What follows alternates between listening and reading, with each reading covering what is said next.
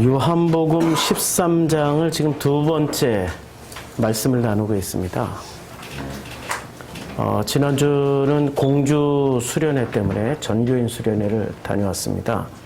그래서 지난주 예배를 이 신도림에 있는 그 예배당에서 드리지 않고 이제 공주에서 예배를 드렸는데요. 그래서 그런지 지난주 한 주 이렇게 안 보셨던 분들을 다시 보니까 엄청 반갑습니다.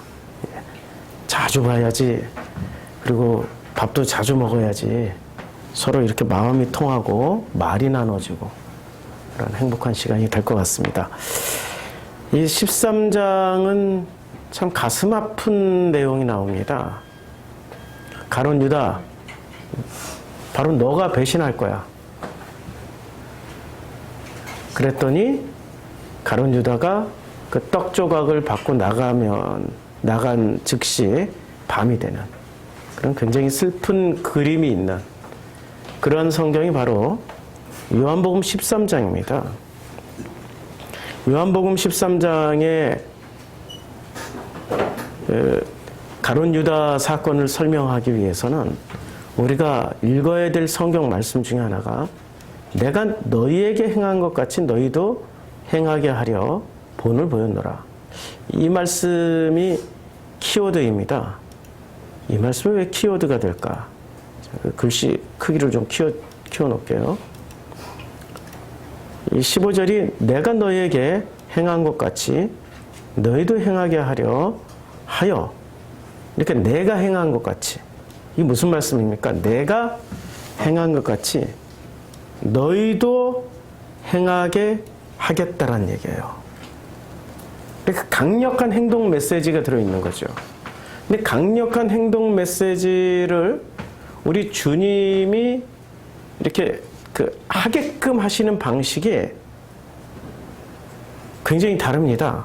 이 바울하고 달라요. 바울은 어떻게 행동하게 하냐면은 정답을 줘요. 답을 줘요. 거기다 행동 메시지를 끊임없이 전해줍니다. 의의 면류관을 향하여서 다름질을 쳐라. 푯대를 향하여 뒤를 돌아보지 말고 오직 그것만을 향해서 달려라. 내가 생명의 면류관을 얻기까지 이런 메시지를 끊임없이 주는 사람이 바울이었어요. 그리고 바울은 처음부터 끝까지 스토리가 아닙니다. 바울의 메시지는. 정답 행진이에요. 죄는 이거고 구원은 이거고 뭐 어떻게 살아야 되고 이런 정답을 계속 줍니다. 그럼 정답을 받은 사람이 정답을 가지고 행동을 많이 할까요? 예수님처럼 밥을 많이 먹는 제자들이 행동을 할까요? 예수님이 밥을 많이 먹었어요. 정답을 가진 사람들이 행동을 많이 합니다. 더 세게 합니다. 죽도록 합니다. 예수님의 제자들이, 밥을 많이 먹었던 예수님의 제자들이 행동을 하기까지는 굉장한 시간이 걸립니다. 예수님이 십자가에서 죽을 때 행동 안 하고 다 도망갔어요. 부활하신 후에 긴가민가 의심했어요. 승천하신 후에 또 이들은 행동하지 않았어요. 언제 행동하기 시작했습니까? 오순절 마가의 다락방 성령 강림 이후에나 행동했습니다. 성령이 임하셨을 때 행동하게 된 사람들이 바로 제자들이었습니다. 그런데 바울은 바울의 메시지를 들으면 즉각 행동하게 됩니다. 바로 행동을 해요. 행동파가 되어버리는 거죠. 정말로 참 목자는 바로 행동하게 만드는 목자가 참 목자일까요? 아니면은 오랜 시간 그 본질이 다 전달되고 또 전달된 후에야 그들 스스로가 결정해서, 물론 정답 받은 사람 스스로가 결정하는 거예요. 근데 그들 스스로가 이것을 긴가 아닌가 수많은 갈등과 선택의 그 과정 가운데서 그 후에 행동하게 되는 게 참 좋은 그 메시지인가요? 우리 생각을 좀 많이 해야 됩니다. 여기서 내가 너희에게 행한 것 같이 이게 키워드입니다. 예수님의 하는 방식은 내가 너에게 행한 것 같이 너희도 나처럼 행하라는 겁니다. 그럼 예수님이 제자들에게 제일 많이 해주셨던 게 뭐였어요? 밥을 먹었잖아요. 밥을 많이 먹었잖아요. 계속 밥 먹었잖아요. 부활 후에도 밥 먹었잖아요. 예, 십자가에 못 박히기 전에도 밥 먹잖아요. 지금 13장에 밥 먹는 자리잖아요.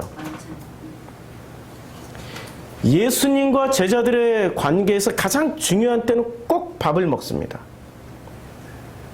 이 밥을 먹는 행위를 통하여서 너희도 밥을 먹여라, 이런 메시지를 주는 거예요.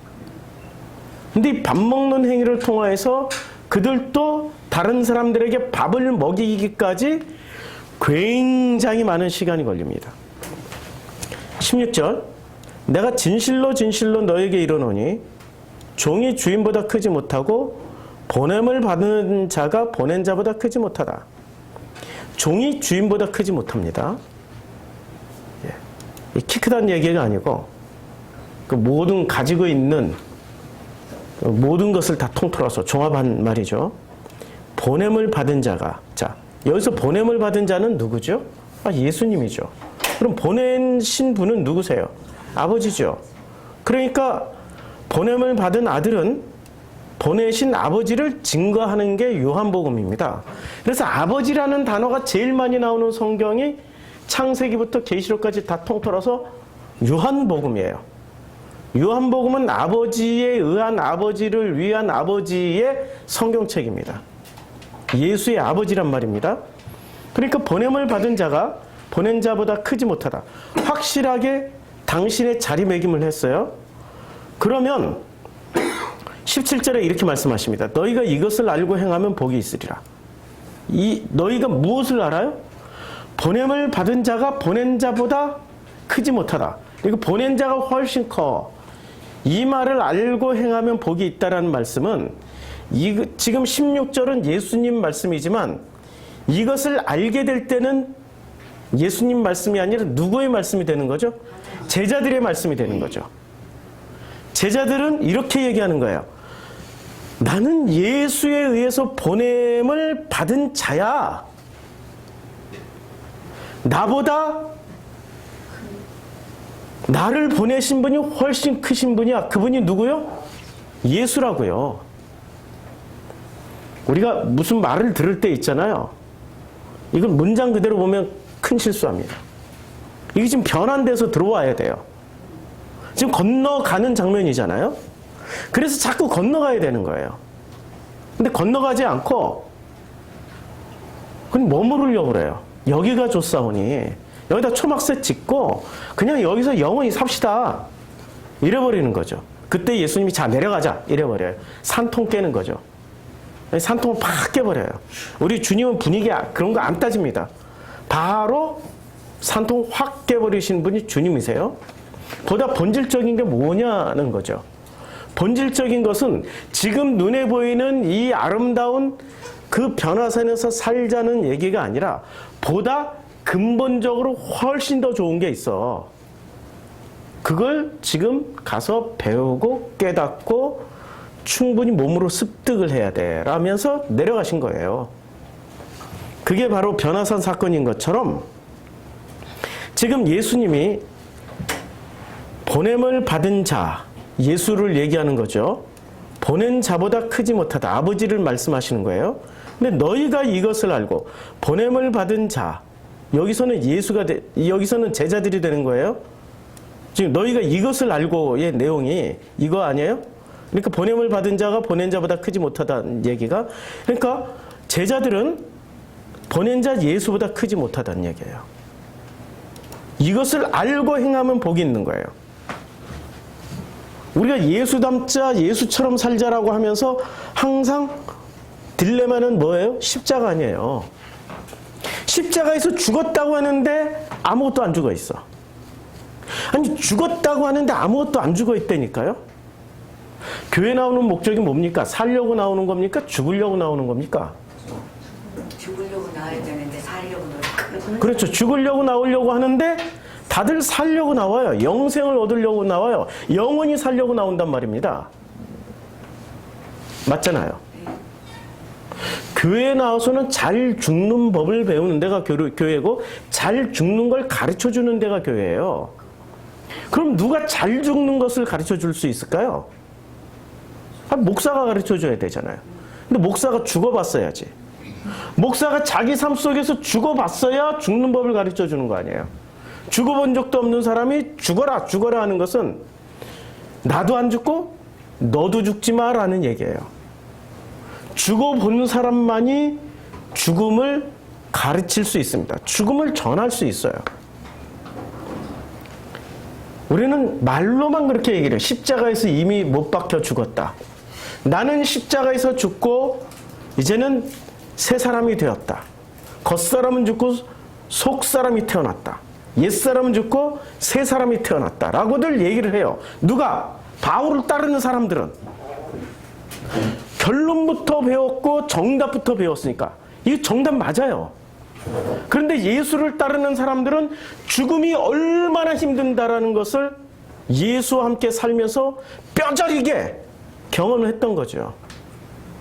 겉사람이 죽기까지 예수를 3번이나 부인해야 됐고, 겉사람이 죽기까지 예수를 버리고 고기 잡으러 가고, 예수를 버리고 고기 잡으러 가고, 예수를 버리고 고기 잡으러 가고. 그 겉사람이 죽어나가기까지 수없이 배신을 하게 되는 거죠. 그래도 안 죽잖아요. 속사람이 거듭나기까지는 겉사람이 죽음이 있어야 되는 거예요. 새 사람이 태어나기까지는 옛사람이 죽어야 되는데, 옛사람의 죽음의 방식을 예수님이 어떻게 가르쳐 줬습니까? 보라, 이제 새로운 피조물이니 이제 우리는 새로운 존재다, 이렇게 가르쳐 줬습니까? 옛사람은 죽고 새 사람으로 살았다, 이제 새 사람이다, 이렇게 가르쳐 줬습니까? 하나도 그렇게 안 가르쳐 줬어요. 어떻게 가르쳐 주냐면 이렇게 가르쳐 줘요. 너희에게 행한 것 같이 너희도 행해야 된다라고 가르쳐 줘요. 그럼 예수는 지금 어떻게 행하고 있는지를 가르쳐 주려고 지금 13장 본문에서 주인공을 하나 들어서 쓰세요. 그 주인공이 누구실까요? 그게 바로 유다와 베드로가 되는 겁니다. 13장의 주인공, 쓰임받는 사람은 유다와 베드로가 되는 거예요. 자, 18절, 내가 너희 모두를 가리켜 말하는 것이 아니야. 너희 모두를. 그래서 지금 유다를 하나 찜하는 거예요. 나는 내가 택한 자들이 누구인지를 알아. 주님이 말씀하신, 나는 내가, 예수님이 택한 자들이 복수예요. 누구인지 알고 있다라는 말씀입니다. 그러나가 들어갈 때는 바짝 긴장하셔야 돼요. 그러나 내 떡을 먹는 자가 내게 발꿈치를 들었다 한 성경을 응하게 하려는 것이니라. 발꿈치를 들었다. 발꿈치를 물었다는 있죠. 뒤꿈치를 물었다. 창세기 3장이 나오잖아요. 여자의 후손들에게 말씀하신 거죠. 예. 그것을 응하게 하려는 것이에요. 그러니까 성경이 예언한 것을 성취하려고 하는 겁니다. 지금부터 일이 일어나기 전에 미리 너에게 일러두면 일이 일어날 때 내가 예수가 그인 줄. 그러니까 지금 발꿈치를 들었다. 창세기 3장으로 가보자고요. 여자의 후손에게 이제 그인 줄이라고 얘기를 했는데 그가 누가 될까요? 자, 지금 내가 너로 여자와 원수가 되게 하고 내 후손도 여자의 후손과 원수가 되게 하리니 여자의 후손은 내 머리를 상하게 할 것이요 너는 그의 발꿈치를 상하게 할 것이니라. 누가 그의 발꿈치를 상해요? 이거 뱀이잖아요. 너로 여자와 원수가 되게 하고. 그리고 뱀의 후손도 여자의 후손과 원수가 되는 거예요. 뱀과 여자의 후손은 원수예요. 그리고 여자의 후손은 뱀의 머리를 상하게 하고요. 그 다음에 너는, 뱀은 여자의 후손의 발꿈치를 상하게 할 것이다 라고 얘기를 했어요. 분명히 이렇게 말씀하셨죠. 자, 요한복음 13장으로 가서 다시 요한복음 13장으로 가서 이 말씀을 하시고 있는 이 분은 누구십니까? 지금 예수죠. 자, 예수는 남자의 후손이에요, 여자의 후손이에요? 여자의 후손. 남자의 씨로 태어나지 않았으니까 남자의 후손이 아닙니다. 네.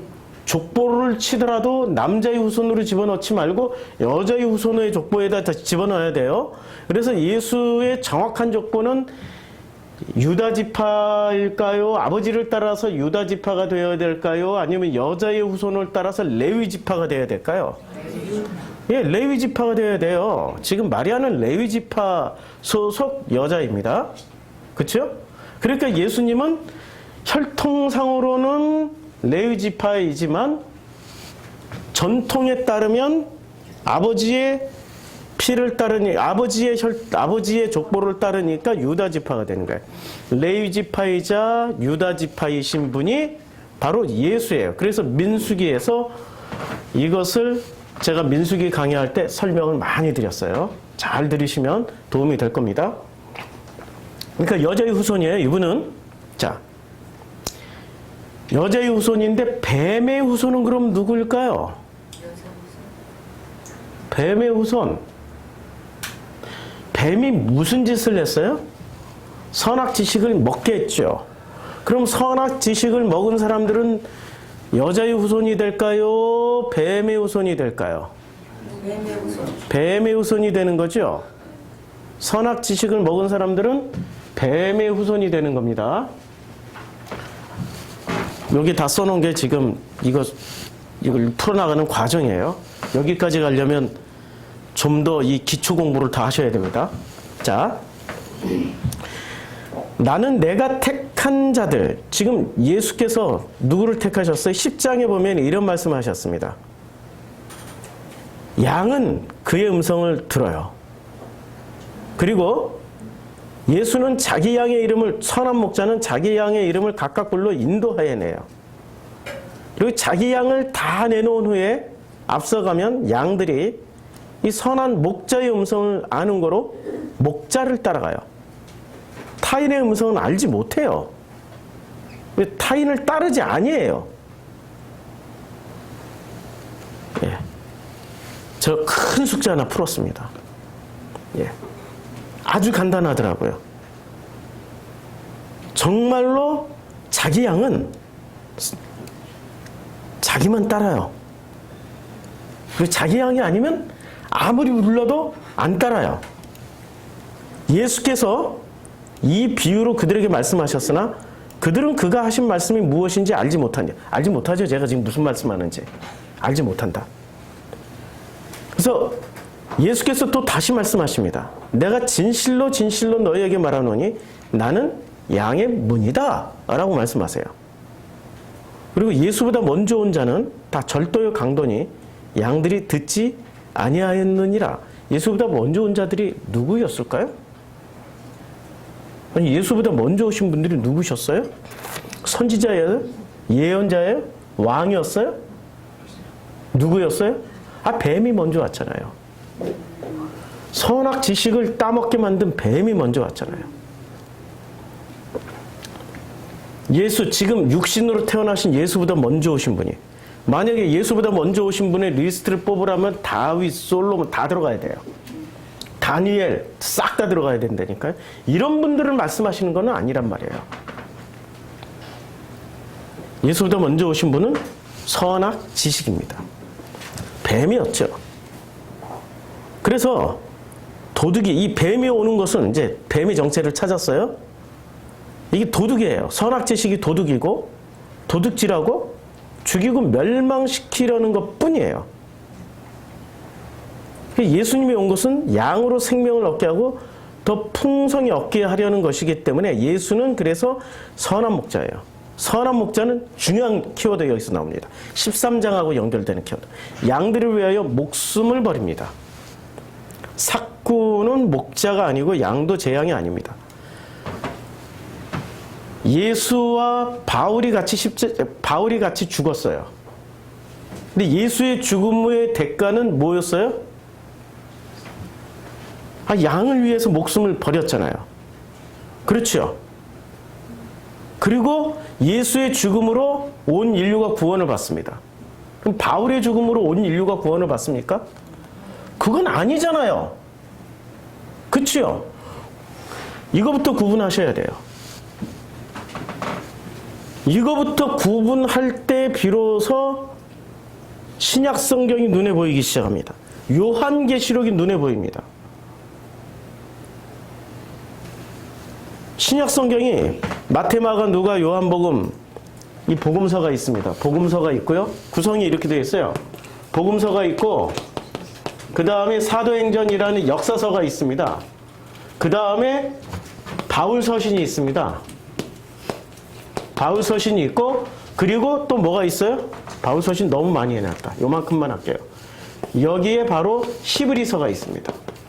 히브리서 다음에 사도들의 서신이 있고 그리고 계시록이 있습니다. 신약 성경이 이렇게 이런 순서를 갖게 된 게 언제적 이런 순서를 갖게 됐는지 아셔요? 콘스탄티누스 이후에 성경을 정경화하는 과정에서 이 순서가 만들어진 거예요. 그러면 성경을 정경화하는 과정에서 콘스탄티누스의 의도는 하나의 제국, 하나의 이데올로기, 하나의 종교, 하나의 황제. 콘스탄티누스 바로 직전까지는 제국이 어떻게 분열되어 있습니까? 로마가 4등분되어 있었어요. 이것을 하나로 만들었던 사람이 콘스탄티누스였고 그것은 기독교라는 종교를 통해서 만들었어요. 그럼 기독교를 통해서 하나의 이데올로기 천년 제국을 꿈꿨던 분이 콘스탄티누스였어요. 그럼 콘스탄티누스가 성경도 철저하게 제국을 위해서 만들었을까요? 정말로 하나님의 영광을 위해서 만들었을까요? 제국을 위해서 만들었어요. 당연히 제국을 위해서 황제는 제국을 위해서 만들어야죠. 그게 나쁘다 좋다라는 얘기가 아니에요. 그런데 그 제국을 위해서 만들 때 거기에 양심 있는 학자들이 참여를 했던 거예요. 정말로 복음의 진리에 그 목숨을 걸었던 학자들이 참여를 했어요. 그래서 놀랍게도 성경의 순서로 이렇게 딱 배치를 해놓아버린 겁니다. 바울서신이 앞에 올 수도 있고요. 바울서신이 저 끝에 갈 수도 있어요. 그렇죠? 복음서가 끝에 갈 수도 있고요. 그 학자들의 의도는 이거였어요. 복음서를 통해서 역사를 통해서 바울을 알게 되면은 확실하게 모든 내용이 정리가 돼. 그런데 이것만 가지고는 안 돼. 히브리서라는 게 무슨 얘기하는 성경입니까? 구약 성경을 통해서 예수를 다시 가르쳐주는 성경 아니에요. 그렇죠? 복음서도 예수를 가르쳐줘. 바울서신도 예수를 가르쳐줘. 그렇죠? 그런데 이 히브리서는 놀랍게도 히브리라는 말 자체가 건너가라는 뜻 아니에요. 건너가라. 누구를 통해서 건너가요? 어린 양 예수를 통해서 건너가라고요. 그래서 여기서 양 잡는 법 다 나오잖아요. 히브리서에서는. 그래서 예수를 통하여서 뭐로 건너가라고요? 사도들의 서신서로 건너가라고요. 그래서 사도들의 서신서를 통해서 드디어 계시록으로 완성을 이루라고 이렇게 기가 막힌 방식으로 정리를 해주셨단 말이에요. 그 학자들이 목숨 걸고 한 거죠. 이건 목숨 걸고 한 거예요. 자, 그래서 이 바울 서신도 어떻게 해야 돼요? 바울 서신까지 알았다면 히브리서를 통하여서 사도들의 서신서로 건너가라는 얘기입니다. 그러니까 무슨 얘기입니까?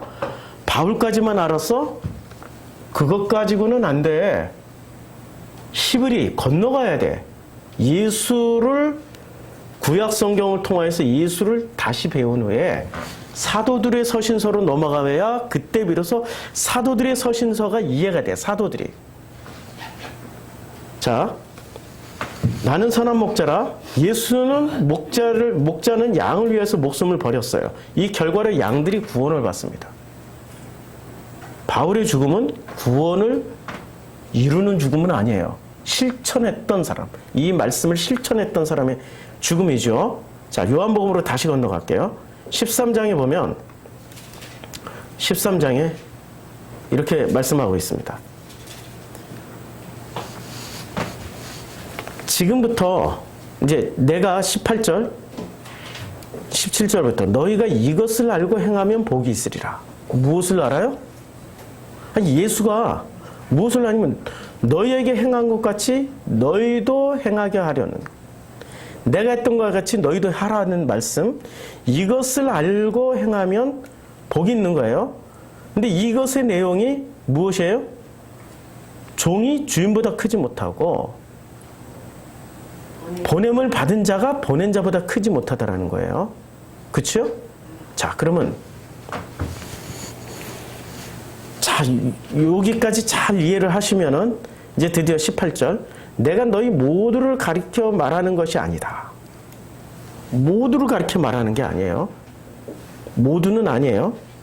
나는 내가 택한 자들이 누구인지 알아요. 목자는 알아요. 그러나 내 떡을 먹는 자가 내게 발꿈치를 들었다 한 성경을 응하게 하려는 것이다. 그러면 떡을 주는 목적이 뭐예요? 너 발꿈치 물어. 응, 발꿈치 들어. 물어. 그런 내용이란 말입니다. 그치요? 그럼 뭐로 물으라는 얘기예요?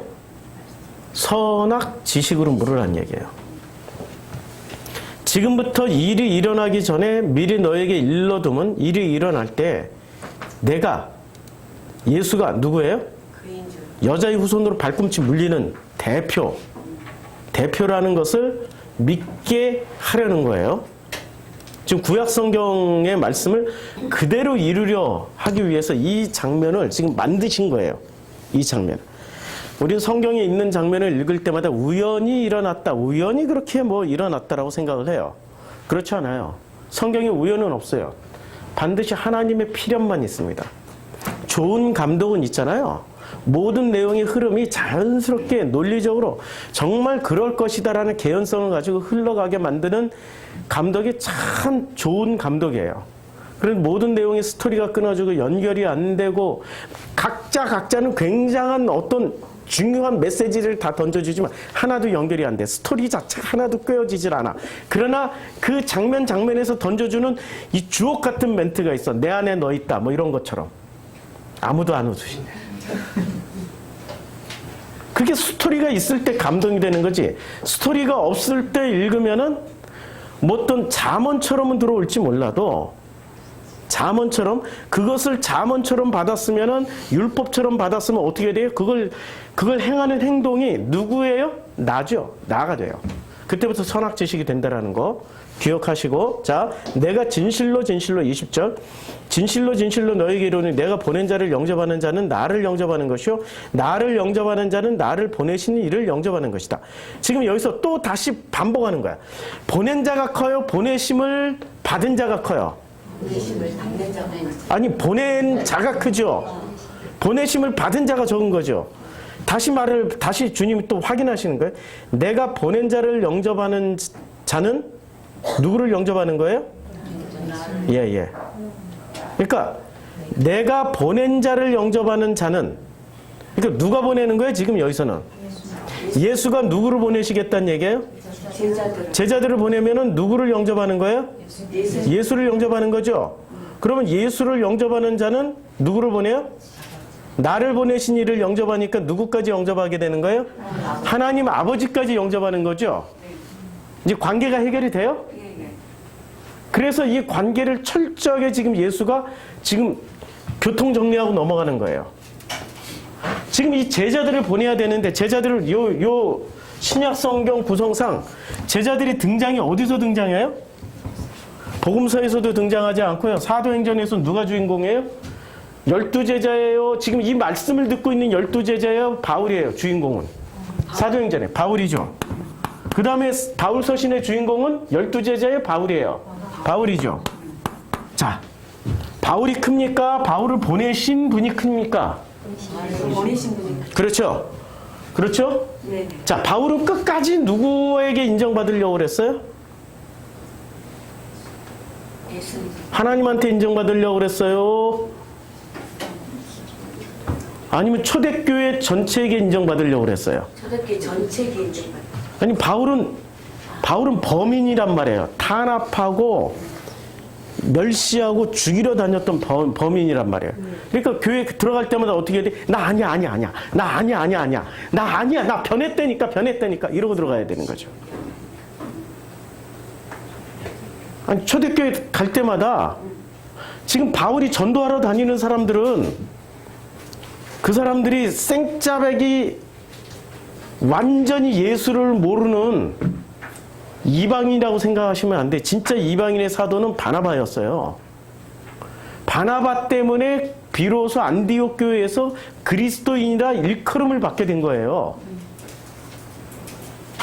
사도행전 13장에 나와요. 그런데 이 바울이 있잖아요. 바울은 자꾸 누구한테 인정을 받으려고 그래요? 네, 그러니까 이 사람이 찾아다녔던 데가 교회를 찾아다녔어요. 생짜바기를 찾아다닌 게 아니라 제일 먼저 어느 교회부터 가서 이 바울이 사역을 시작했습니까? 아니 바로 이방인에게 간 거 아니에요? 안디옥 교회부터 갔어요. 거기서부터 시작했어요. 안디옥 교회 갈 때 바나바가 바울을 데리고 왔잖아요. 그때 사울을 데려가면서 어떻게 했어요? 안심해, 괜찮아, 안심해 이러고 데려갔단 말이에요. 그럼 바나바는 바울에게 아버지 같은 역할을 한 거예요. 아버지 같은. 그럼 바나바가 큰 자예요? 바울이 큰 자예요? 바나바가 큰 자죠? 근데 바나바는 바울을 어떻게 바울을 영접하면 바나바의 메시지를 통하여서 예수를 영접하게 되고 그리고 아버지로 건너가게 된다라고 소개를 하신 분이에요. 근데 바울은 어떻게 했어요? 바나바를 내쳐버렸어. 뭔가가 하나 빠졌어. 이 지금 초대교회 관계를 잘 보시라고. 바나바를 싸우고 피차 갈라서 버렸어요. 지금 바나바를 통해서 바나바를 통해서 복음은 누구한테 들었냐면 브리스길라 아굴라한테 들었고 바울은 바나바를 통해서 교회의 사역의 문이 열렸고 바나바가 바울을 1차 전도 여행 선교 여행 때 데리고 다니면서 바나바를 곳곳에 다 어느 교회를 다녔어요. 아니 8장 1절에 사도행전 보여드릴게요. 이거는 보면서 합시다. 사도행전 8장 1절에 보면 사울은 그가 죽임 당하면 마땅히 여겨요. 그날에 예루살렘에 있는 교회에 큰 박해가 있어서 사도 외에는 다 유대와 사마리아 모든 땅으로 흩어져요. 사울이 교회를 잔멸하려 해요. 그 다음에 그 흩어진 사람들이 두루 다니면서 복음의 말씀을 전하는 거예요. 두루 다니면서 복음의 말씀을 전하는데 어디까지 복음을 전하면서 다니냐면 이 흩어진 자들이 어디까지 다니냐면 이들이 아주 굉장히 광범위한 지역까지 다니면서 복음을 전하고 다닙니다. 19절에 보면 그때 스데반의 일로 일어난 환란으로 말미암아 그러니까 8장 1절에서 스데반의 일로 말미암아 환란으로 일어난 그 흩어진 자들이 베니게, 구브로, 안디옥까지 이르러 유대인에게만 말씀을 전했어요. 그렇죠? 그러니까 사실 다 찾으면 굉장히 광범위한 지역으로 흩어지면서 복음을 전했어요. 교회들이 세워졌어요. 이미 바울이 복음을 전하기 전에 이방인의 땅에 교회가 다 세워졌다고요. 소아시아 지역에 세워졌고 유럽까지 건너갔고 흩어진 자들로 인하여서 거기에 지금 예루살렘 교회 하루에 3,000명씩 5,000명씩 회개하고 들어왔잖아요. 그 인원 다 합하면 몇 명? 최소 만 명 이상의 사람들이 흩어지면서 복음을 전했다고요. 사도들 12명 빼고 다 흩어졌으니까 이들이 흩어지면서 복음을 전할 때 각 도시마다 정착하면서 이미 예수를 전하고 있었다고요. 그 중에 구브로와 구레네 사람도 그러니까 여기는 어디에 북아프리카 지역 사람들이란 말이에요. 그리고 이 소문을 듣고 바나바를 안디옥까지 보내요. 그리고 바나바는 착한 사람이고 성령과 믿음이 충만한 사람이고 이에 큰 무리가 죽게 더하여져요. 그래서 바나바가 사울을 찾으러 다소에 가서 안디옥 교회로 데리고 갑니다. 1년간 모여 있어서 큰 무리를 가르쳐요. 그러니까 바나바는 성경이 착한 사람이에요. 착한 사람. 그래서 아니 성경이 착한 사람이라고 이렇게 아예 착한 사람이다라고 말을 하는 이렇게 소개해 주는 사람이 몇 명이나 될까요? 바나바밖에 없다니까요. 바나바라는 이름 자체가 위로자이고 화해자예요. 바나바만 들어가면 위로가 일어나고 화해가 일어나요. 그리고 바나바의 이름은 누가 바꿔줬어요? 사도들이 바꿔줬어요. 이름이 바뀌었다라는 건 굉장히 중요한 일입니다. 바나바의 이름은 구브로에서 난 네위족 사람이 있어요. 이름은 요셉이에요. 근데 사도들이 이름을 바꿔줘요. 바나바라고. 번역은 위로의 아들이에요. 확실하게 누가 바꿔줘요? 사도들이 바꿔줘요. 근데 이게 지금 과정을 보면은 바울이 이제 11장에서 이 바울이 이제 바나바가 바울을 데리고 안디옥 교회로 모시고 와서 안디옥 교회에서 이제 바나바가 바울을 가르칩니다. 가르쳐요. 그래서 그 안디옥이를 헬라인의 그 주 예수를 전파하니 주 예수님 그들과 함께 하시며 수많은 헬라 사람들이 믿기 시작해요. 그래서 예루살렘 교회가 이 사람들의 소문을 듣고 바나바를 안디옥까지 보내요. 그렇죠? 안디옥까지 보내요. 그리고 바나바는 착한 사람이고 성령과 믿음이 충만한 사람이에요. 성경이 보장해 주잖아요. 이 성경 누가 썼어요? 바울을 따라다니던 누가가 썼어요. 누가를 데려가느냐 마가를 데려가느냐 문제 때문에 심히 싸우고 갈라졌음에도 불구하고 누가가 인정하고 쓴 거예요. 바나바는 이런 사람이라고. 싸우고 갈라지는 원인 제공자도 바나바는 이럴 수밖에 없는 사람이야. 너무 좋은 사람이야 라고 쓰고 있는 거예요. 그렇죠? 그래서 1년간 가르쳐요. 1년간 가르치는데 그때 선지자들이 이제 자 여기서 이제 안디옥 교회에서 안디옥 교회가 교세가 훨씬 크니까 큰 흉년이 든다라고 그래가지고 예루살렘 교회 12장에 부조하러 가요. 그리고 13장으로 다시 돌아옵니다. 안디옥 교회에 선지자와 교사들이 있어요. 이게 교회의 어떤 그 서열 순서를 얘기하는 거예요. 서열 1위, 안디옥 교회에서 서열 1위 바나바. 서열 2위, 니게르라는 시몬. 구레나 사람 루교와 분봉왕, 헤롯의 젖동생 마나엔. 바울 서열 꼴찌. 교사와 선지자와 교사들 서열로 보면. 자, 이제 두 사람이 1차 선교 여행을 떠나면서 어떤 일이 벌어집니까? 사울이 성령이 충만하고, 분명히 여기 사울이에요. 그 다음에 여기에 누가 등장하냐면 서기오 바울이 한번 등장합니다. 예. 서기오 바울이, 자, 여기서 보면은 분명히 바울의 이름이 사울로 등장합니다. 바나바와 사울을 따로 세워요. 13장 2절에서. 두 사람이 성령의 보내심을 받아요. 그 다음에 선 가운데를 지나는데 서기오 바울을 만나요. 총독이었어요. 이분의 직업은. 그리고 요 사이에 이름이 뭐로 바뀝니까? 바울이라고 하는 사울로 살짝 바뀌어요. 하나님이 바꿔줬습니까? 제자들이 바꿔줬습니까? 사도들이 바꿔줬습니까? 누가 바꿔줬는지 출처불분명. 그냥 바울이라고 하는 사울로 슬쩍 바뀌어요. 그리고 이것을 성령이 충만하여 성령 충만으로 이렇게 정당하다라고 얘기를 해줘요. 그리고 이에 총독이 그렇게 된 것을 보고 믿어요. 무엇을? 아니, 눈이 맹인이 된 걸. 누가요? 귀신 들린 자가, 마술을 행하던 자가. 그치요? 복음서에서는 이것을 이렇게 표현합니다. 복음서에서는 어떻게 표현하냐면요. 복음서는 예수가 돌아가십니다. 십자가에 못 박혀 죽어요.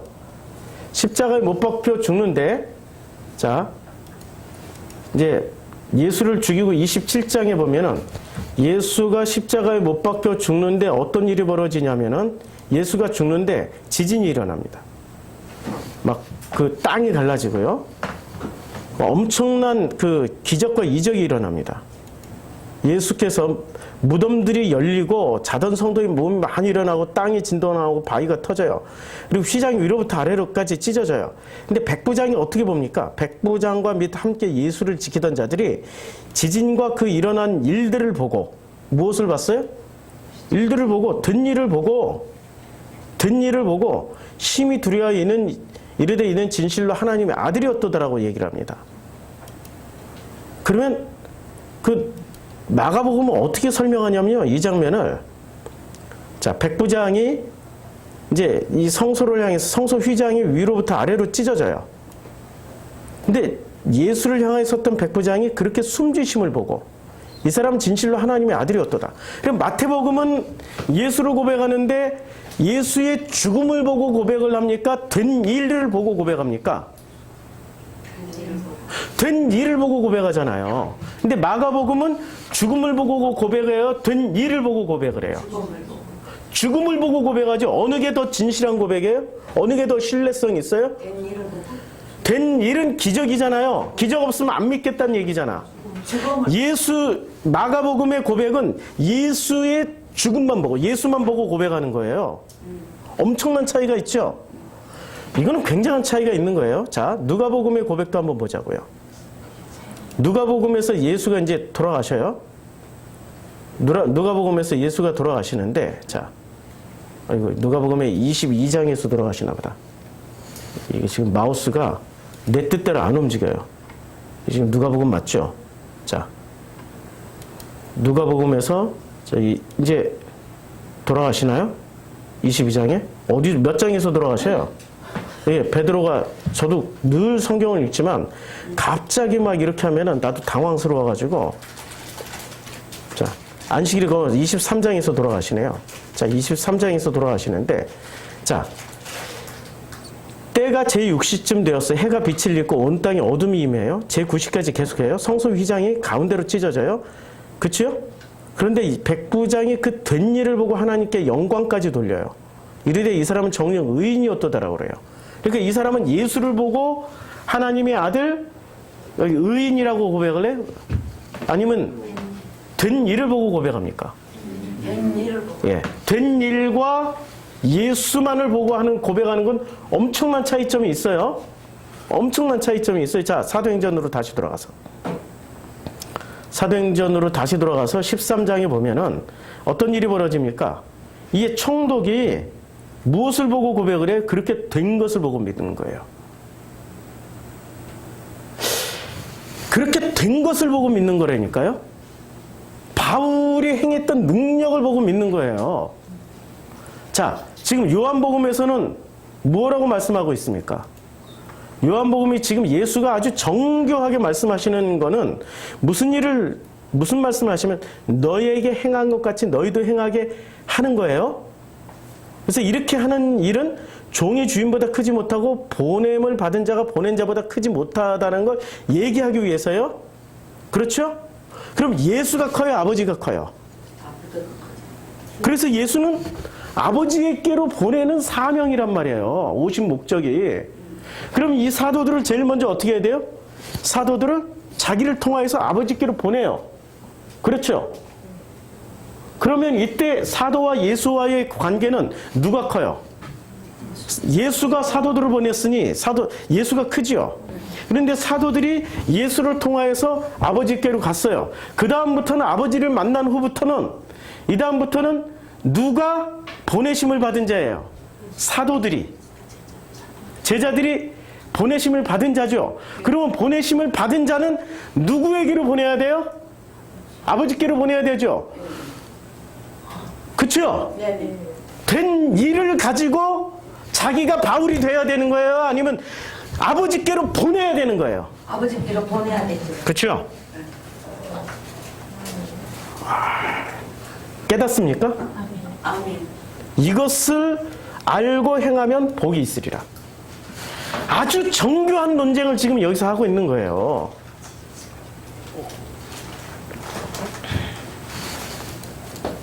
그래서 여기서 모든 사람들에게 해당된다는 얘기가 아니에요. 지금부터 이제 19절. 지금부터 일이 일어나기 전에 미리 너에게 일러둠은 미리 지금 이게 밑밥을 엄청 많이 까는 거예요. 왜? 일이 일어나기 전에 충분히 너희들이 이것을 이해를 해야만이 오해를 하지 않을 거야. 그래서 엄청나게 지금 뭐라고 말씀하십니까? 단도리하고 단도리하고 단도리. 단속하고 단속하고 단속하고. 확인하고 확인하고 확인하고 지금 이 메시지를 전해주는 거예요. 제가 물어볼게요. 유다는 죄인이에요? 아니면은 영광을 드러내기 위한 그 과정에 참여한 자일까요? 배신자일까요? 배신자일까요? 아니면 하나님의 영광에 참여하는 자였을까요? 영광에 참여하는 자였습니다. 결론만 알면 위험해요.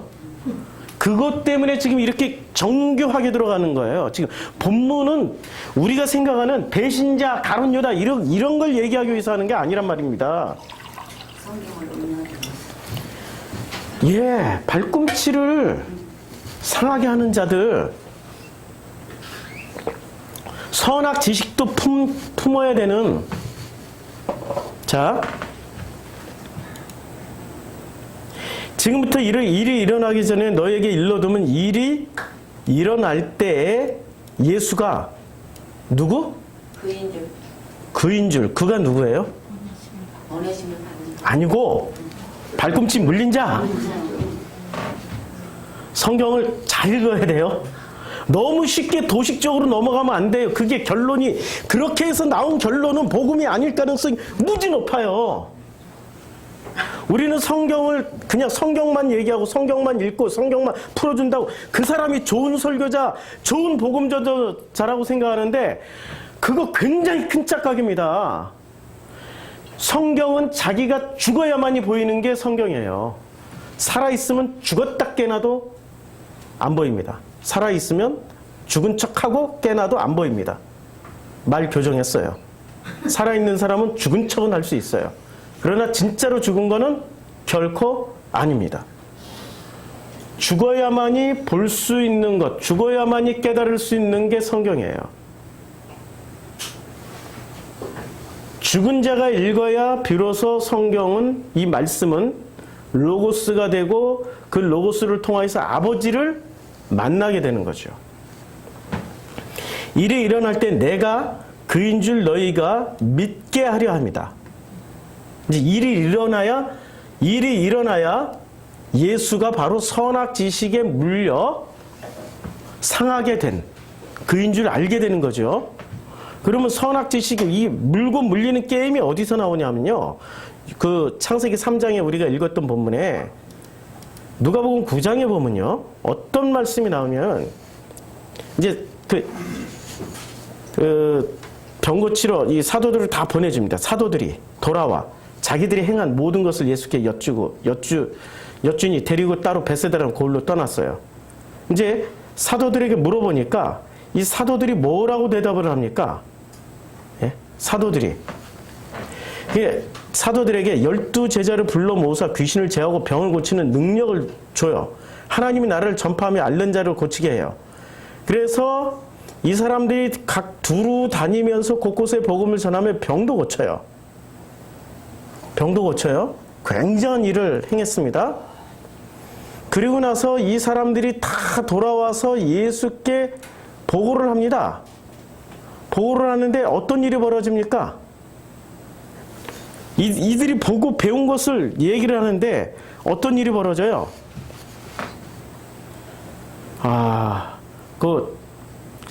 지금 이 성경이 제가 이 컴퓨터가 뭐가 문제가 있어가지고 성경 구절 찾는 게 어려운데요.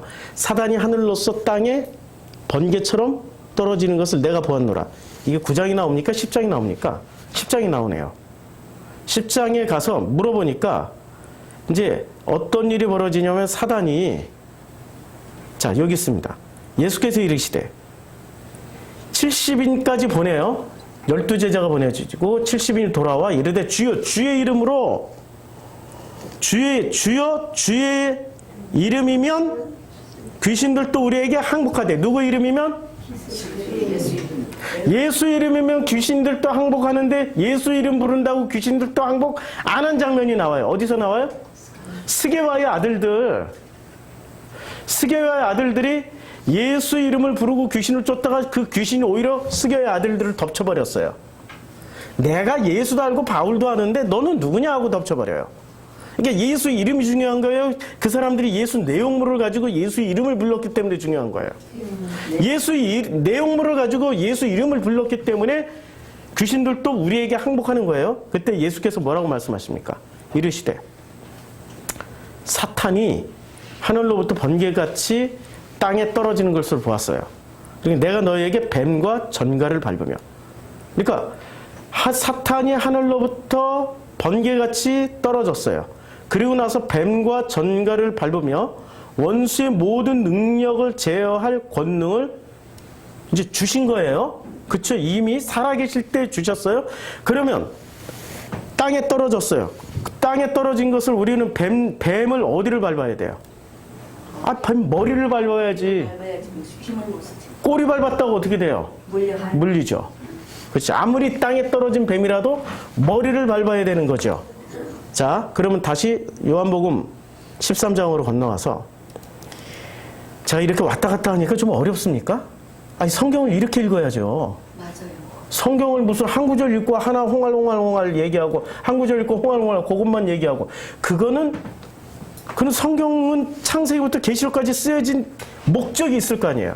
창세기부터 계시록까지 씨줄 날줄처럼 정교하게 얽혀 있는 거예요. 성경은 이것을 정교하게 얽혀 있는 씨줄 날줄을 풀어야 비로소 이해가 되는 게 성경인데, 한 구절 읽고 홍알홍알 이것을 성경적이라고, 와, 저 사람은 성경만 얘기한다고.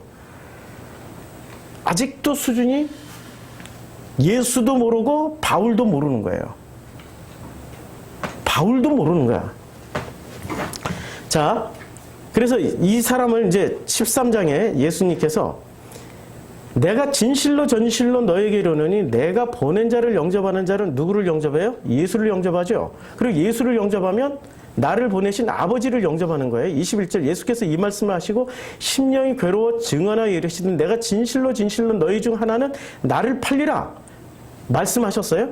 이제 제자 중에 서로 보면 누구에게 대하여 말씀하신지 의심을 해요. 너냐? 서로 그랬겠죠. 베드로 너야?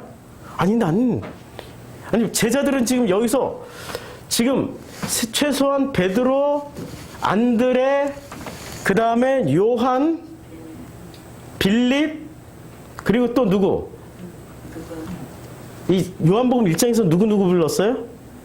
요한복음 1장에서 예수의 제자 된 사람들, 요한복음 1장이 있잖아요. 요한복음 1장에서 보면, 자, 여기 예수의 제자가 먼저 된 사람들이 있습니다. 누구를 보냐면, 제일 먼저 그의 형제, 시몬 형제의 안드레가 제자가 됐어요. 그 다음에 시몬을 찾아가 말했어요. 그러니까 이름을 장차 개발하고 이름을 바꿔줘요. 빌립을 만났어요. 그러니까 3명 됐어요. 근데 나다나엘을 찾아갔어요. 4명. 4명은 최소한 배신하지 말아야지. 왜 이들이 자꾸 배신을 해가지고 마가복음에서 피곤하게 예수님이 광야 40일을 다 지내고 나신 후에 갈릴리에 가서 제일 먼저 하신 일이 뭐예요? 아니, 갈릴리 해변에서 누구를 불러요? 야고보, 그 다음에 요한, 그 다음에 누구를 또 불러요? 베드로와 안드레를 불러요. 베드로와 안드레를 부릅니다. 세베대의 아들들하고. 그러니까 이들은 지금 벌써 요한복음 1장에서 제자가 됐는데 갈릴리 바닷가 가서 고기 잡고 있고, 또 피곤하게 또 예수님 또 불러러 가잖아요. 누가복음 4장에 5장에 보면 그냥 바다 한가운데서 그들을 또 부르잖아요. 부르는 사람이 항상 시몬 베드로. 예수 무릎 아래에 엎드려서 주여 나를 떠나서 나는 죄인이로소이다. 이때가 마지막인 줄 알았어. 죄인 고백을 했으니까, 회개했으니까 마지막인 줄 알았어. 그리고 또 도망가. 어디서 또 도망가요? 아니, 요한복음에서 자꾸 도망가잖아요. 요한복음 7장에 보면 그 후에 예수께서 갈릴리에 다니시고 유대에 다니려 아니하시면 유대인들이 죽이려 함이라. 그래서 형제들이 얘기를 해요. 예수께 얘기를 해요. 당신이 행하는 일들을 제자들도 보게 여기를 떠나 유대로 가소서. 그럼 예수님 옆에 제자들이 있어요? 없다니까? 혼자 지금 쓸쓸하게 갈릴리 총구석을 걸어다니고 있어요. 제자들은 수시로 도망갔고 예수는 수시로 부르러 갔단 말이에요. 이게 한두 번이 아니에요. 수십 번 도망갔어요. 수십 번. 그 중에 대표적인 사건이 3번 부인한 거고, 그리고 부활 후에 지들끼리 가서 갈릴리에서 물고기 잡으러 다녔던 거고 예수가 뭐고 나발이고 없었죠. 그때는 돌아가셨다고 생각해 버렸으니까. 그치요? 그러니까 이게 한 번이 아니란 말이에요. 수도 없이 도망갔어요. 수도 없이 도망가는 그 장면에서, 그러니까 이게 배신자, 이 배신자면 우리는 가룟 유다만 생각하는데 실제로는 누가 배신자예요? 아니, 지금부터 일어나는 일이 일어나기 전에 미리 너에게 일러두는 까닭은 뭐예요? 전부 다가 배신자야. 이미 배신자였고, 아시겠어요? 가룟 유다만 배신자가 아니라니까요. 다 배신자예요. 지금 12명 앉아있는 사람들 모두가 다 배신자예요. 그 중에 배신자의 대표가 누가 돼버린 거예요? 유다가 된 거예요. 그래서 예수의 제자 중 하나가 그가 사랑하는 자 요한이죠. 예수의 품에 의지하여서 누웠어요. 나이가 제일 어렸으니까. 시몬 베드로가 머리짓을 하며 말하되, 머리짓. 아니야 이렇게 말하되, 말씀하신 자가 누구인지 나는 아니고 누구인지 얘기하라고. 지금 베드로가 죽었어요? 살아있어요? 살아있잖아. 지금 죽었으면 바로 납니다. 아직. 베드로가 죽었어요? 살아있어요? 다시 물을게요. 여러분은 살아있어요? 죽었어요? 지금? 살아있어요. 그치요? 그럼 예수의 품에 싹 안 가버린 요한은 죽었어요? 살아있어요? 살아있죠. 죽었으면 감히 내가 어떻게 당신의 품에 안기겠네. 당신이 예수예요? 아버지예요? 지금? 오늘 정교하게 얘기하는 장면에 예수가 나를 통하여서 누구로 가요? 아버지. 논리가 이거예요. 잘 보시라고. 이 논리가, 예수의 논리가 너무 어려우니까 우리가 지금 잘 깨닫지 못하는데, 다시 한번 말씀드릴게요. 예수의 논리는 이런 논리예요. 내가 보냄을 받았잖아. 그럼 보내신 아버지가 훨씬 커. 그쵸? 네. 크다 작다 개념으로 분명히 얘기했어요.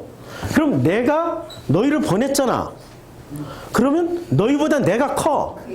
그쵸? 크다 작다요? 그런데 예수가 또 다른 논리를 하나 얘기하잖아요.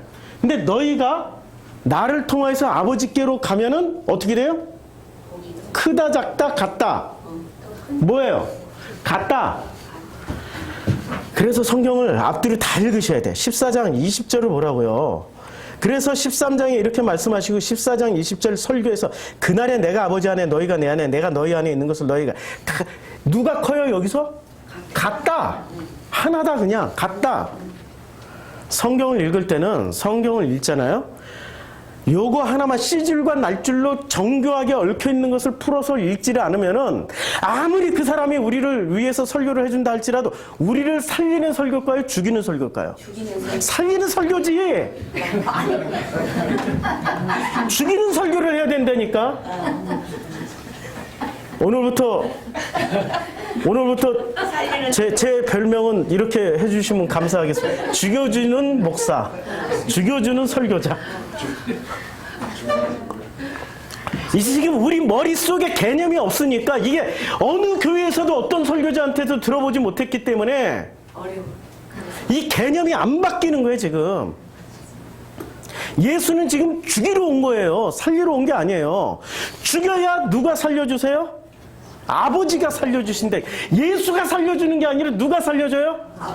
예수를 보내신 더 크신 분이 살려주는 거야. 예수를 살려주셨듯이 우리를 살려주시는 거예요. 그래서 예수를 통해서는 반드시 죽어야 돼.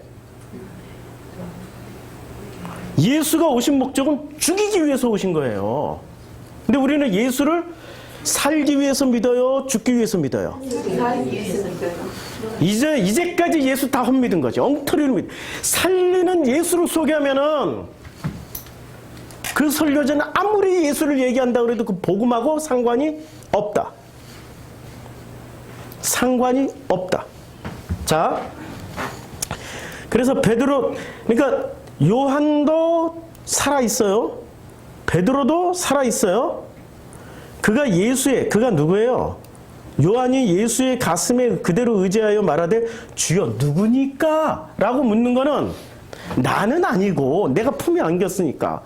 우리가 궁극적으로 복음 설교자들이라고 하는 사람들이 목적으로 설교하는 게 뭐예요? 품에 안기면 된다고. 아멘. 아멘 하면 안 되는 장면이야. 품에 안겼다고 되는 게 아니야, 지금 이게. 그러니까 품에 안겼으니까 나는 괜찮겠지. 나는 안 죽고도 살겠지. 나는 남이겠지 나는 아니고. 네. 그러니까 죽지 않고 하늘나라 가신 분이 누가 있어요? 구약에서 에녹이죠. 나는 에녹이겠지? 나는 엘리야겠지? 요따위 생각하고 있는 거예요, 지금. 저 사람이지. 그래서 주님은 어떻게 하세요? 확실하게 죽여줘야 돼요? 어떻게 죽여주세요? 말해도 주여 누구니까? 라고 얘기할 때 예수께서 대답하시되 내가 떡 한 조각을 적셔다 주는 자가 그다! 라고 말씀하세요. 구체적으로 떡 한 조각이야. 떡 한 조각이야. 얼마나 중요한 게 여기 들어가 있을까요? 떡이 살리는 떡이 있고 죽이는 떡이 있습니다. 살리는 떡은 어떤 떡이에요? 죽이고 살리는 떡이 있단 말이에요. 하나님의 입에서 나오는 모든 말씀은 죽이고 살려요. 일단 죽이고 살려. 그래서 광야 40년 내내 뭐를 먹어요? 만나만 먹다 보면 애굽에서 먹었던 뭐가 빠져요? 고기 국물 빠지고 애굽에서 먹었던 부추 말파늘 이런 자양강장제가 빠져나갈 거야, 내 몸에서. 그리고 만나가 준 영양소로 내 몸이 다시 만들어질 거 아닙니까? 그치요? 그게 죽는 거야. 몽땅 빠져나가는 게 죽는 거야. 그리고 만나로 만들어진 근육, 만나로 만들어진 뼈, 만나로 만들어진 피, 만나로 만들어진 새롭게 난 머리카락을 가지고 살 때 비로소 그가 누구예요? 그가 비로소 광야 백성이 돼서 가나안 땅 건너가는 거라고요. 그게 40년 걸린다고. 그치요? 그런데 그 만나로 먹지 않고 끝까지 뭐로 먹어요?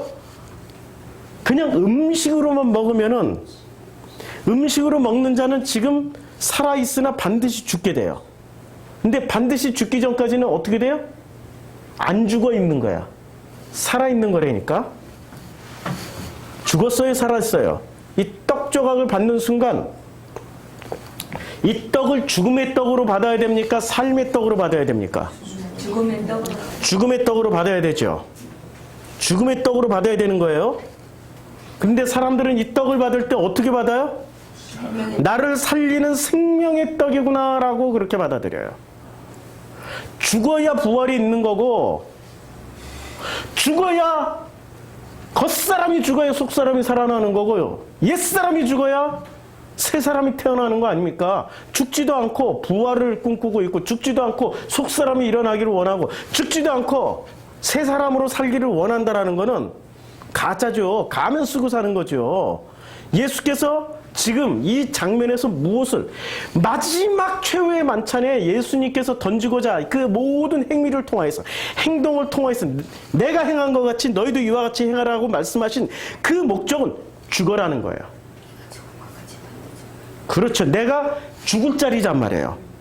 내가 죽는 것 같이 너희도 죽어야 돼 라고 얘기했는데도 끝까지 나는 살았지요 하고 품에 싸게 안기거나, 그 다음에 이렇게 고개 흔들면서 나는 아니지요? 누구예요? 라고 하는 베드로나, 살았습니까? 죽었습니까? 살아있는 사람들이에요. 안 죽었어요. 그래서 주님이 구체적으로 얘기하십니다. 떡 한 조각을 적셔다. 그 한 조각을 적셔서, 왜 하필 적셔서 주셨을까요? 그냥 주면 되는데? 여기서 자, 예수의 가슴에 의지했지만 가슴에서 나올 게 뭐가 있습니까?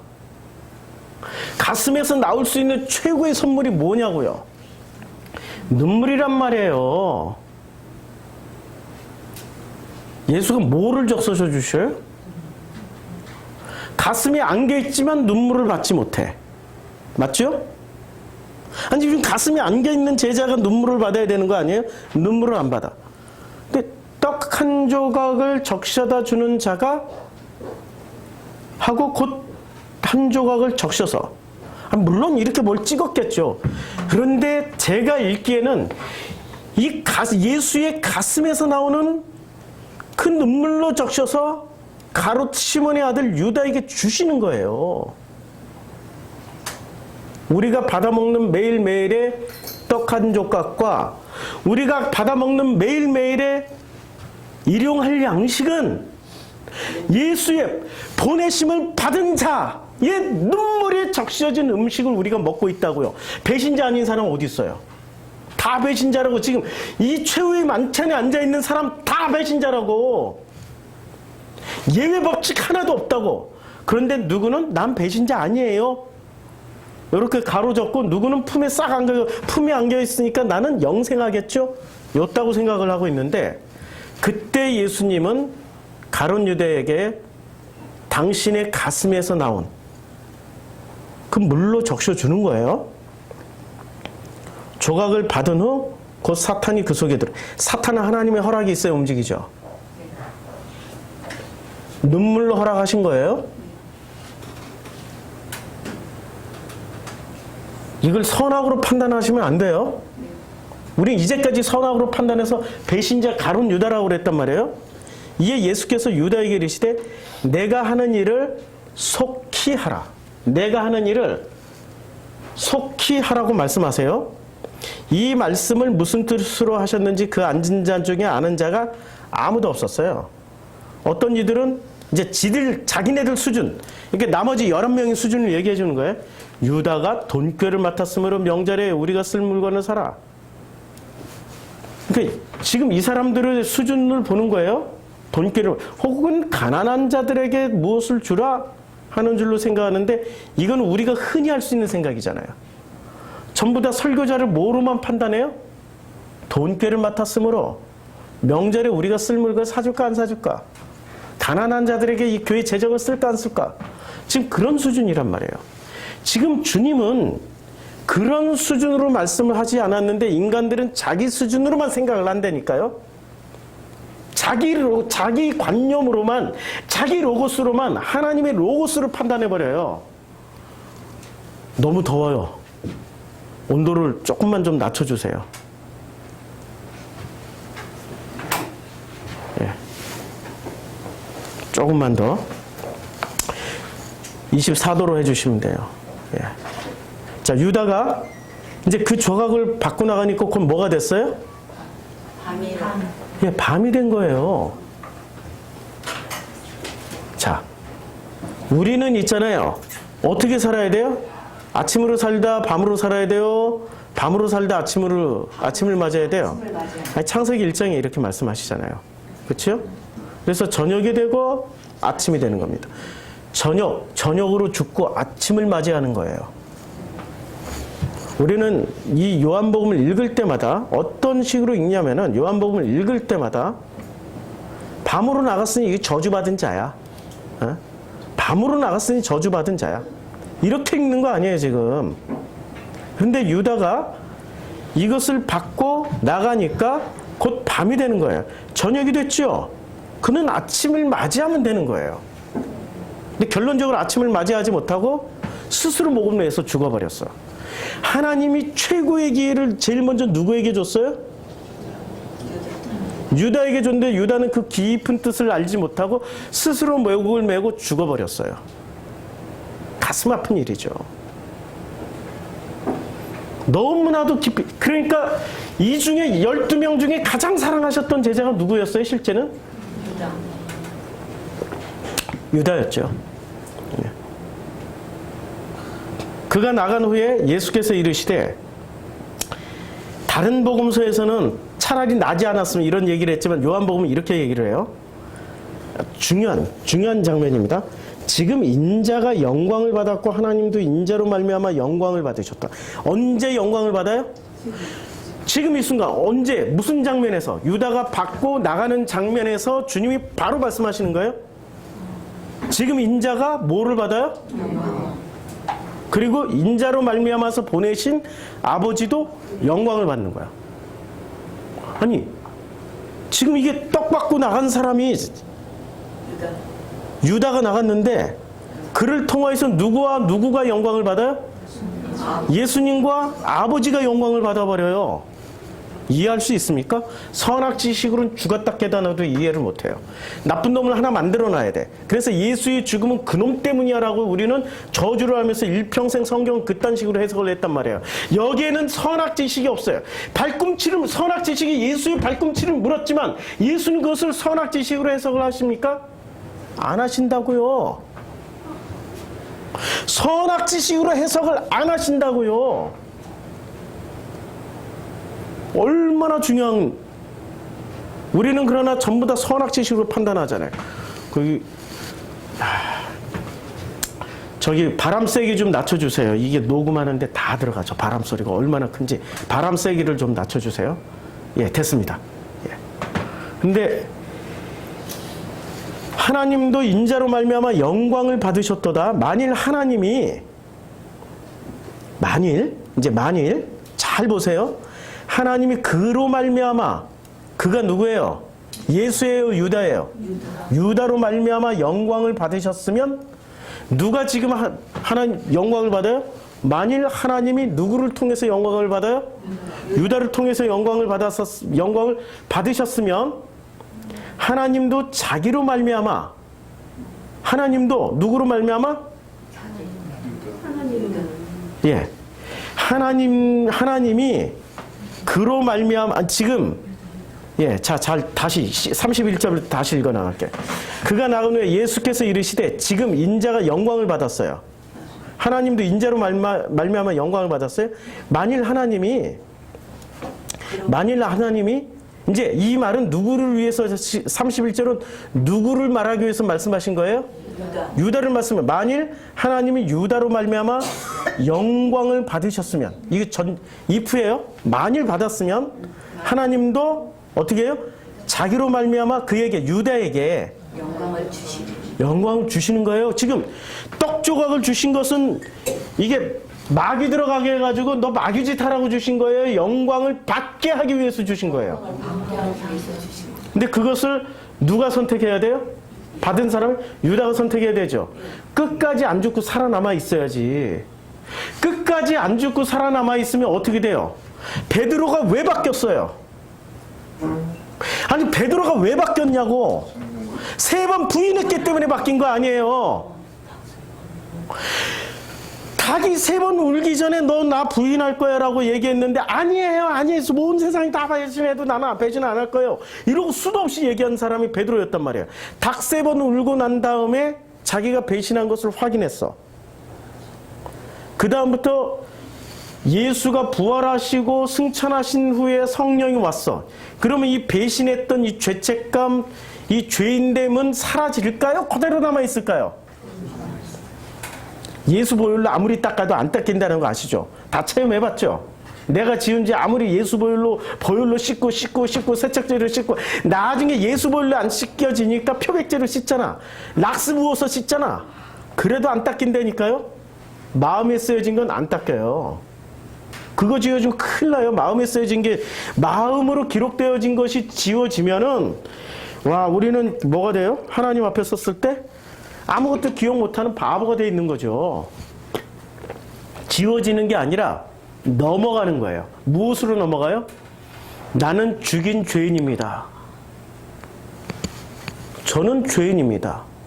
이 죄의식을 통해서 자기가 죽고, 뭘 하려면은 나 예수 배신한 죄인인데. 뭘 하려면 나 예수 배신한 죄인인데. 이게 있어야 비로소 그 죄로 말미암아서 살아나는 거예요.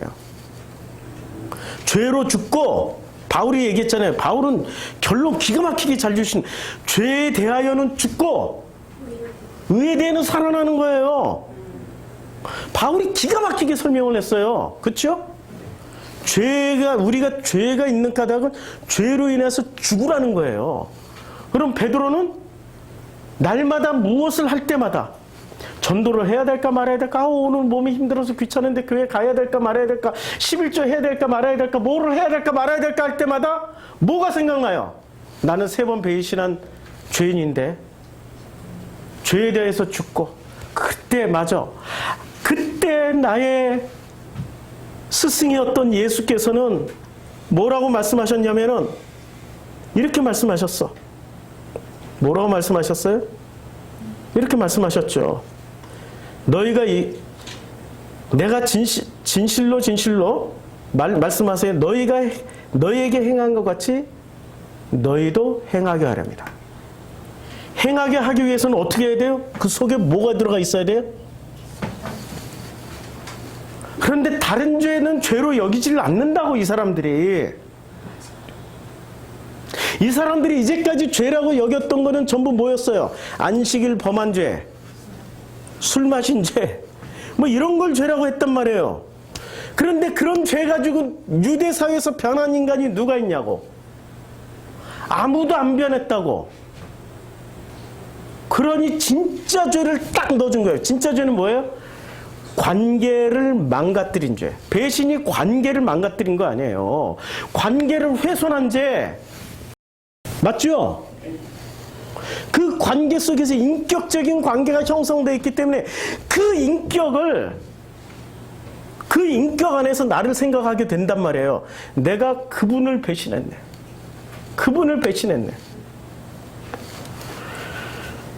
그러니까 30절에서 자, 만일 하나님이 그로 말미암아 영광을 받으셨으면 하나님도 자기로 말미암아 그에게 영광을 주시리니 어떻게 곧 주신다고 그랬어요. 뭐를 받아요? 아니 지금 배신하라고 보낸 그가 왜 영광을 받냐고요. 아니 영광 받는 이유를 다 설명해 줬잖아. 왜 영광을 받아요? 왜 영광을 받을 수 있게 돼요? 내가 배신자니까. 내가 배신자예요. 이거 가지고 일평생 살 거니까. 그게 자기 죽음을 확인하는 자리니까. 그게 축복이라고. 우리가 일평생 회개할 죄가 하나씩 있잖아요. 그게 하나님의 영광을 받는 자리라고요. 그것 때문에 고통스럽고 괴롭고 죽을 지경이 됐어요? 그럼 그 죽을 지경이 죽음으로 이어지는 자리가 내가 그런 사람 맞아요? 나 배신한 자예요. 그래서 베드로의 마지막이 베드로가 잡혔어요. 로마의 처벌은 십자가 못 박아 죽이는 거잖아요. 십자가 못 박혀 죽이려고 그랬더니 베드로가 나의 스승 예수는 나의 주님 나의 스승 예수는 단 한 번도 나를 배신하지 않으셨습니다. 그분처럼 내가 그 십자가에서 돌아갈 수가 없습니다. 나를 거꾸로 매달아 주십시오. 그랬더니 로마군이 순순히 거꾸로 매달아 줬습니까? 아니라고요. 이렇게 매달았어요. 매달기 전에 한 달 정도 이렇게 구덩이를 팠어요. 사람 하나 딱 들어가면 꼭 차게. 앉기도 힘들고 꼭 서 있을 수밖에 없게. 좀 구덩이를 너무 크게 그렸다. 어떻게 구덩이를 팠냐면은 구덩이를 딱 한 사람 들어가서 꼭 끼게. 여기다 한 달 동안 넣어놓고 물 주고 밥 주고 해서 살려놨어요. 그럼 한 달 만에 이 사람 베드로의 몸은 어떻게 됩니까? 예? 아니 흙 속에 뭐가 있냐고요. 온갖 미생물과 벌레가 들어와서 쥐새끼도 들어갔다 나다 한단 말이에요. 뜯어먹고 파먹히고 한 달 후에 살아있으나 몸은 어떻게 돼요? 온통 썩어 있는 거야. 그 한 달 동안의 고통을 당한 후에 물어보니까 아직도 너 거꾸로 못 박힐래? 그때 베드로가 다시 고백합니다. 나는 우리 주님 참 많이 배신했어요. 다 굴기 전에 3번 부인할 거라고 그랬는데도 불구하고 아니라고 했어요. 그게 제 모습입니다. 감히 우리 주님처럼 똑바르게 십자가를 지고 갈 자격이 못 됩니다. 거꾸로 매달아 주세요. 베드로는 언제 죽었죠? 3번 부인한 것을 확인하는 자리에서 성령이 일깨워준 게 그걸 깨우쳐 주신 거 아니에요. 그 자리에서 베드로는 죽고 사람이 된 겁니다. 베드로의 옛사람은 죽고 새 사람이 됐고, 베드로의 겉사람은 죽고 속사람이 태어난 겁니다. 배신을 안 하려고 아니다라고 부인했던 사람들조차도 주님은 그렇게 말씀을 해주세요. 그에게 영광을 주시리니 곧 주시리라. 그리고 이렇게 말씀하십니다. 작은 자들아, 내가 아직 잠시 너희와 함께 있겠노라. 왜 작은 자라고 그랬어요? 아니, 지금 보내심의 원리 아니에요. 지금 작은 자라고 부르는 게. 여기에 무슨 겸손이고 뭐고 나발이고 필요 없어요. 지금 성경을 자세하게 읽어보면은 이게 지금 보내심에 받은 원리 아니에요. 그래서 작은 자예요. 그런데 예수가 떠나고 나면은 이들이 사람을 또 보낼 거니까 이들이 큰 자가 되는 거예요. 근데 이들이 큰 자가 되기 위해서 뭐 해야 돼요? 내가 배신자였네요. 내가 바로 예수 팔아먹은 배신자였네요. 그게 있어야 되는 거죠. 그치요? 전체 스토리를 잘 보시라고요. 작은 자들아, 내가 아직 잠시 너희와 함께 있겠노라. 그런 나를 찾을 것이나 일찍이 내가 유대인들에게 너희는 내가 가는 곳에 올 수 없다고 말한 것 같이 지금 너희에게도 갈 수 없다라고 얘기를 했어요. 34절. 그래서 이제 이 배신의 배신, 여기 지금 배신장이잖아요. 배신한 결과가 어떻게 돼요? 배신한 결과로 죽고 살아나라는 얘기예요. 이게 죽음과 부활의 원리를 말씀하신 거고요. 옛사람과 겉사람, 아니 새사람, 겉사람과 속사람의 원리를 말씀하신 거예요. 거듭남의 원리를 말씀하셨어요. 그리고 34절부터 35절은 이게 새 계명이 시작됩니다. 새 계명. 이걸 이렇게 죽고 부활을 하고 거듭나고 옛사람으로 죽고 새사람으로 다시 태어나고 겉사람으로 죽고 속사람으로 다시 태어나면 뭐를 받아요? 새 계명을 받아요. 그래서 34절, 35절에 새 계명이 나오는 겁니다. 자, 새 계명을 너에게 주노니 뭐라고 말씀하세요? 서로 사랑하라.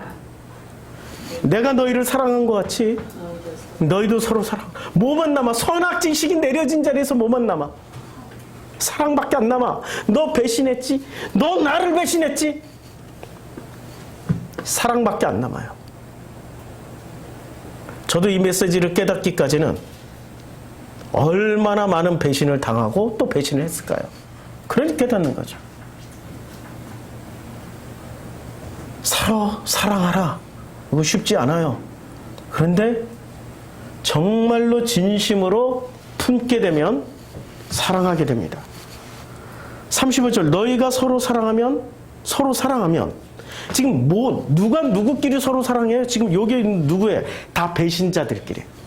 배신자들끼리 모이면은 자기 배신을 감추고 너 배신자잖아. 너 배신. 서로 이럴 거 아니에요, 지금. 너 때문에 예수 죽었다고 네가 3번이나 부인했다고. 네가 대장이라고 하면서 네가 제일 나빠. 이러고 서로 싸울 거 아니야, 지금. 다시 만나면 성령이 없으면 안 그래요? 죽음에 대한 책임을 물을 거 아니에요. 그런데 묻지 말고 어떻게 해요? 너희가 서로 사랑하면 이로써 사랑하는 것으로써 모든 사람이 너희가 내 제자인 줄 알리라. 예수의 제자는 어떻게 해요? 서로 사랑하는 거예요. 그 사람 속에 들어있는 죄를 묻지도 따지지도 않고 각자 다 지금 죄를 품고 있단 말이에요.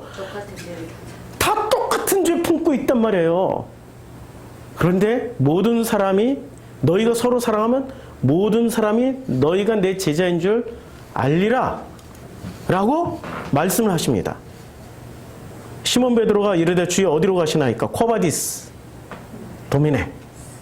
예수께서 대답하시되 내가 가는 곳에 내가 지금 따라올 수 없다. 베드로가 이르되 주여 내가 지금은 어찌하여 따라갈 수 없나이까? 주를 위하여 내 목숨을 버리겠나이까? 와, 이 정도면 내가 짜증나가지고 내가 예수라고 해도 대가리 한 대 더 때려주겠어. 근데 예수는 이가 확실하게 지금 베드로가 배신을 해야만이 어떻게 돼요? 그가 죽고 거듭나서 건너간단 말이에요. 그치요? 생명으로 건너가는, 꼭 생명이라고 말씀 안 하셔도 돼요. 건너가 보면 알아. 거기에 뭐가 있는지. 안 건너갔으니까 모르는 거지. 생명만 있는 게 아니야. 다 있어. 자, 예수께서 대답하시되, 예수께서 그 질문에, 내 목숨을 버리겠나이다 라는 질문에 대답을 하시는 거예요. 내가 나를 위하여 내 목숨을 버리겠느냐? 버리겠느냐라고 물어요. 아무 대답을 안 했죠. 행간에 보니까. 그래서 주님이 다시 말씀하십니다. 진실로 진실로 강조해서 내게 이르노니 닭 울기 전에 내가 3번 나를 부인하리라. 이게 복음이에요.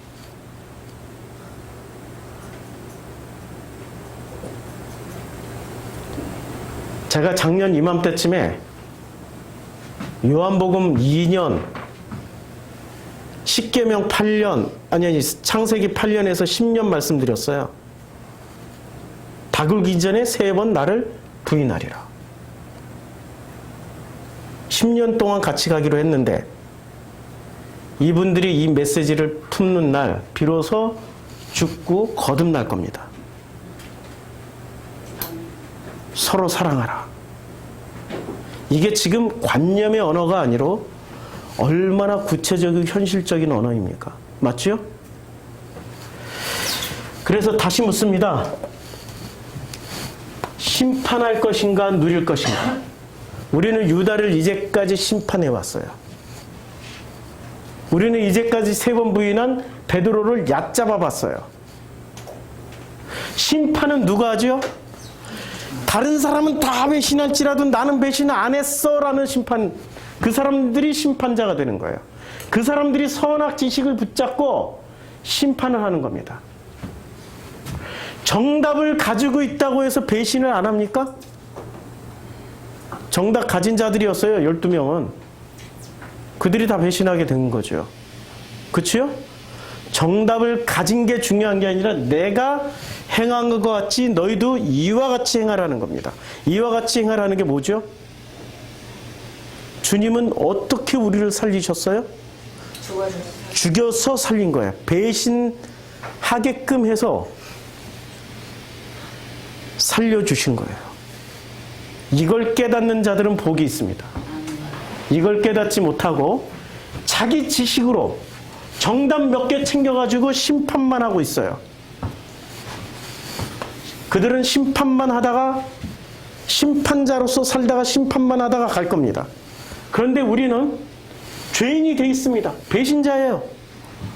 죄가 우리 안에서 없어지질 않아. 근데 그 죄 때문에 우리는 아픔을 누리는 거야. 고통을 누리는 거야.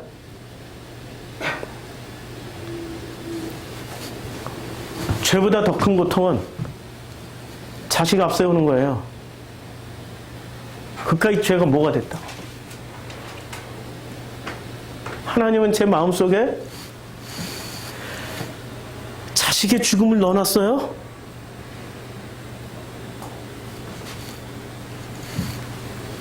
이걸 누린다라는 게 말이 됩니까? 누리고 살 겁니까? 심판하고 살 겁니까? 난 내 자식 앞세웠어. 그랬더니 그 오직 하나님께 감사드렸어. 오직 영광 돌렸어. 그랬더니 하나님은 이만큼 축복을 주셨어. 그거는 심판의 메시지예요. 아시겠죠? 그 아들의 죽음을 통하여서 끊임없이 저는 아픔과 고통과 그 막장까지 매 순간 몰리게 됩니다. 근데 그것을 통하여서 저는 하나님과의 관계가 회복되는 누림을 누리고 있습니다. 너무 아파서 고통스러워서 벗어나고 싶어. 근데 그걸 통해서 이렇게 메시지를 찾아내고 보게 되고 깨닫게 되어서 전하게 되는 거죠. 심판자로 사시겠습니까? 누리시겠습니까? 누리며 사십시오. 누림은 이 세상이 주는 것처럼 풍요가 아니고 축복이 아닙니다. 누림은 그 아픔과 고통 가운데서 나를 보내신 그 더 크신 그 그분을 예수를 통하여서 만남으로 누리게 되는 겁니다. 그 누림의 모든 과정을 사랑이라고 말씀하고 있습니다. 사랑하며 사랑하시면서 사십시오. 배신은 어떻게 볼 겁니까? 나쁜 겁니까? 좋은 겁니까? 이렇게 묻는 게 선악지식이죠. 배신을 품으셔야 됩니다. 그게 13장의 메시지입니다. 기도하겠습니다.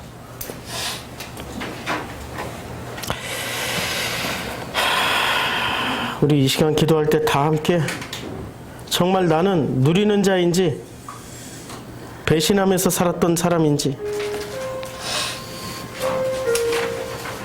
나는 심판자로 살고 있는지 누리면서 살고 있는지, 나는 판단하면서 살고 있는지 누리면서 살고 있는지 우리 자신을 되돌아볼 일입니다.